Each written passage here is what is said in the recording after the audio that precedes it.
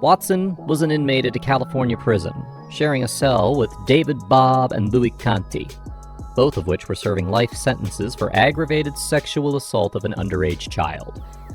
Day in and day out, Watson saw how the two felt no remorse, and how they went on to brag about their crime. They even allegedly taunted him by watching PBS Kids in a shared prisoner space.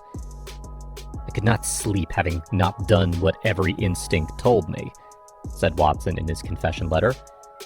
First, he tried moving to a different facility to get away from his violent tendencies, a request that was later declined. Watson finally gave in and decided that he'd, quote, "just do everybody a favor," and picked up a cane and started beating them. He openly confessed the killing to the guards and is now serving a bigger sentence. Now, it's bad enough to be a child molester, but to show it off is even worse. The same way ex-cops are hated in prison, child molesters are treated worse. The system has taken some action in the past to protect such inmates, so let's dive in to understand how a child molester is treated in prison. Now, if anybody goes to prison, nobody advertises their wrongdoings unless it's a crime for which they get street cred. Like we said, if you're an ex-cop, you'll have to convince them that you're niet policja. But as a sex offender, you're highly likely to be caught. In fact, according to the Federal Bureau of Prisons, roughly 11.6% of the federal inmate population consists of prisoners incarcerated for sexual offenses. This number not only includes child molesters, but also those involved in obscenity or child prostitution. When child molesters walk into prison, their life hangs in the balance of anonymity and security level. You may think higher security means higher protection, but it's the other way around. A higher security level means more hardened criminals like murderers and racists, which ultimately leads to a worse experience. They can feel safe inside a low-security federal prison that has dormitory housing and non-violent inmates. But if an inmate admits to being a sex offender, they're typically checked in. This means that they must go into protective custody for the sake of not getting attacked by fellow inmates. There have been countless stories about sex offenders getting harassed, attacked, and brutalized as part of the institutional culture. If they can't get protective custody, they have to force their way into long-term solitary confinement.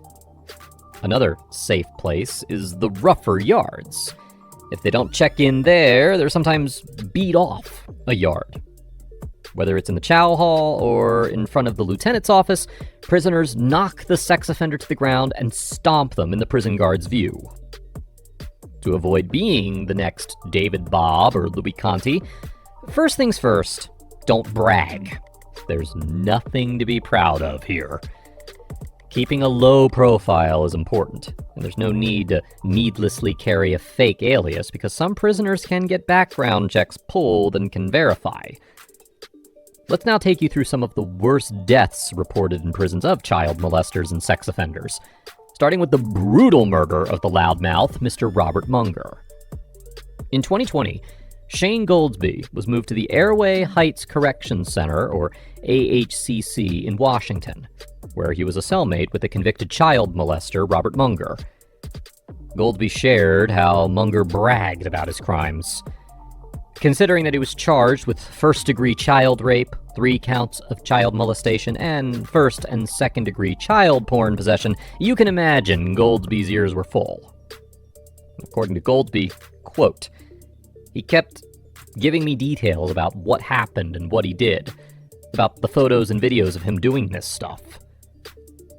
Before he could turn a deaf ear, he heard a story that was too familiar. One of Munger's stories was literally about Goldsby's underage sister who was raped. Goldsby said, quote, "I was like, what the f***?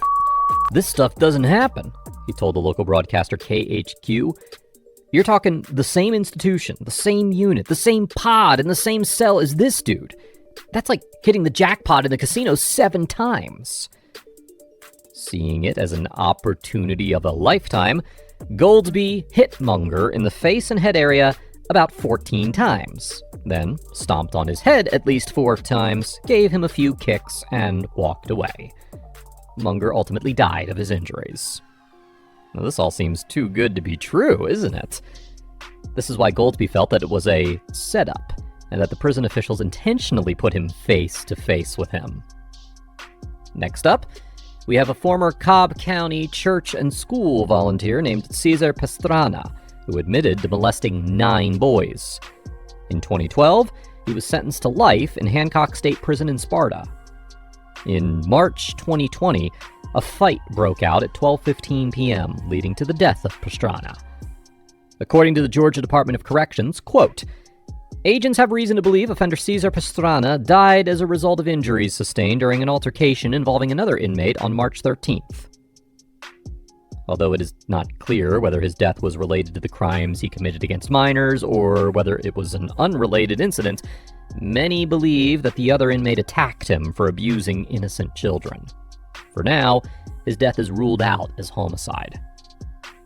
Now, some would argue that a fate worse than death is torture. Now, to some extent, they're right, especially considering what the 45-year-old inmate Charles shares about Britain's toughest jails, Moreland Prison. He told Vice News that he had witnessed a sex offender being slashed in the shower. He said, quote, they held him down, cut him across the nips, his face, his and then one of the lads stuck a blade in his. Also sharing the jail space was former footballer of Sunderland FC, Adam Johnson, who was jailed for kissing, grooming, and groping a 15-year-old schoolgirl fan. According to Charles, Johnson had to convince fellow inmates he is not a child-molesting nonce. Charles also added that his mate was the wing cleaner. And for him, it, quote, took him an hour to clear up the shower and walls. As you can tell, the fate of these inmates is either getting stabbed, sacked, or slashed. According to the federal statistics of 2015, male sex offenders make up about 15% of the prison population, but account for nearly 30% of homicide victims since 2007. They still are a vulnerable population within a prison setting. And without unit management, psychology treatment programs, and re-entry planning, they will continue down their path. This is why the Federal Bureau of Prisons came up with a new place dedicated to sex offenders only, the Sex Offender Management Program, or SOMP facility. Although it feels like a fancy rehab for them to get better, the special mission achieved with this program is protection from other inmates. They enable these inmates to stay at a specialized prison where they are more carefully monitored. According to the Bureau, quote, this higher concentration of sex offenders within SOMP institutions helps offenders feel more comfortable acknowledging their concerns and seeking treatment. Here's the challenge. This program is restricted to a few prisons only, ranging from low security to high security. This means that after the person is indicted, he has to immediately put in a transfer request to one of these facilities, which you heard in some stories earlier doesn't always get approved easily. In some cases, the review process could take months. During that time, inmates continue to bring up the "what are you in for?" question. So, to get to an SOMP facility, the child molester needs to seek a judicial recommendation, which is not something any ordinary person can do. Luckily, there are consulting groups that, for a nominal fee, can significantly increase the likelihood of SOMP designation. In case the person is already convicted and serving time in a federal detention center, he needs to buy a few months for his appeal to go through. Now, while it seems like an SOMP facility is a way to go, some relevant programs have failed in the past. Not only that, but some prisons are also stiff on their rules and continue to put sex offenders on kill row. Take, for example, the Moreland Prison, which is criticized for not having a treatment program, and was also the gruesome prison where Charles witnessed the slashing of a sex offender. Remember that? Well, their story doesn't end there. Commenting on Adam Johnson's condition in Moreland, Charles shares that, quote, the biggest mistake Johnson could make would be to stay on the nonce wing for a second longer than he has to. He further added, quote, he ain't touched a baby or a 10-year-old, but the longer he stays tucked up with that kind of scum, the more suspicious other prisoners will get. He lastly added that the former Sunderland player can't throw any millionaire straps and that he'd be old news when a real monster arrives. How do you think SOMP facilities can improve on treating child molesters? Let us know your thoughts in the comments below. Thanks for watching!